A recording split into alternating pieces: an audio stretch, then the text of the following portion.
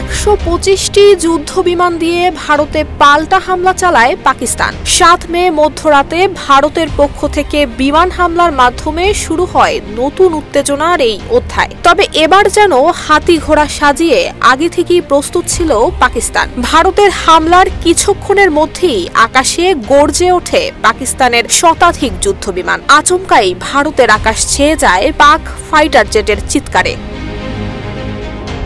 পাকিস্তান বলছে এই হামলা ছিল ঐতিহাসিক ডগ ফাইট, যেখানে ভারতের আকাশ প্রতিরক্ষা ব্যবস্থা কার্যত ভেঙে পড়ে। পাকিস্তানের বিমান বাহিনী শুধু পাল্টা জবাবই দেয়নি, আকাশের দখল নিয়ে নিয়েছিল। 7 মে মধ্যরাতে ভারত আজাদ কাশ্মীর এবং পাকিস্তানের অন্যান্য জায়গায় হামলা চালানোর পর পাকিস্তানের বিমান বাহিনী তাৎক্ষণিক এই পাল্টা হামলা শুরু করে।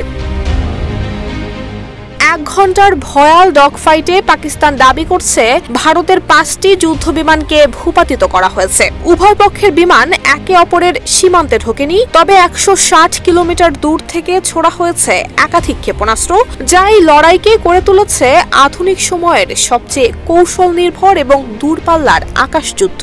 2019 সালের ঘটনার পুনরাবৃত্তি ঠিক হয়নি, কিন্তু বার্তা স্পষ্ট, পাকিস্তান এবার শুধু আত্মরক্ষার জন্যই আকাশে ওঠেনি, শক্তির মহড়া দিয়েছে। একনল হ্যান্ড ওয়াশ 100% প্যারাবেন ফ্রি, তাই নিরাপদ হাতের জন্য আস্থা রাখুন একনলে। পাক সামরিক সূত্র বলছে, আমরা যুদ্ধ চাই না, কিন্তু কেউ যদি আঘাত করে তার জবাব এবার ঢেউয়ের মতো নয়, হবে বজ্রপাতের মতো। হামলার সময় পাকিস্তান সেনাবাহিনীর সম্ভাব্য টার্গেট এলাকায় সাধারণ মানুষকে সতর্ক করায় হতাহতের সংখ্যা ন্যূনতম রাখতে পেরেছে।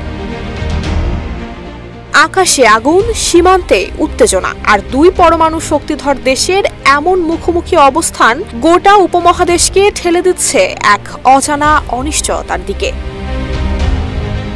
নুসরাত জাহান মেহেক, ঢাকা পোস্ট।